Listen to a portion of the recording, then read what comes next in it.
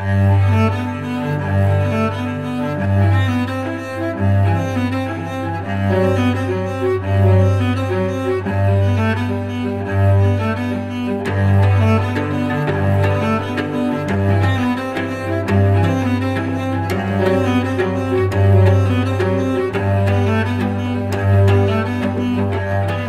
araka ny efa haitsika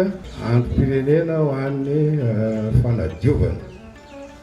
dia efa haitsika hoe ina ny antony nanaovana an'izay hoe nisy indrindrindra nisy an'le pesta teo iny zany dia hoe pesta dia loto ny tena nitarika azy dia mila manaiky zany fa maloto be daholo dia hita amin'ny masontsika koa moa zany maloto le tanàna dia zay no nahatonga an'le filoham-pirenena tao anatin'ny conseil de ministre tamin'ny farafaram-bolana novambra iny hoe rehefa vita ty ady ny pesta ty dia mila manao andro anankiray atao hoe andro-pirenena ho an'ny mpanadiovana da safidianina hoe androany 10 janoary zany anaovana azy ny antony tena anaovana azy zany fotoka vetin'le filoham-pirenena dia hoe iray atsika miaiky fanao ny fahasarotan'ny fiainana dia verivery le civisme tamin'ny andro taloha tamin'ny premier république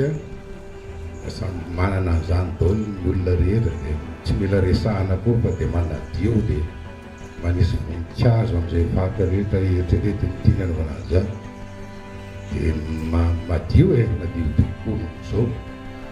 fa noho ny fivoarana ty moa zany dia mivoatra koa ny toe-tsaina rehetrarehetra dia misy vilana dia zao sisany efa raha tsika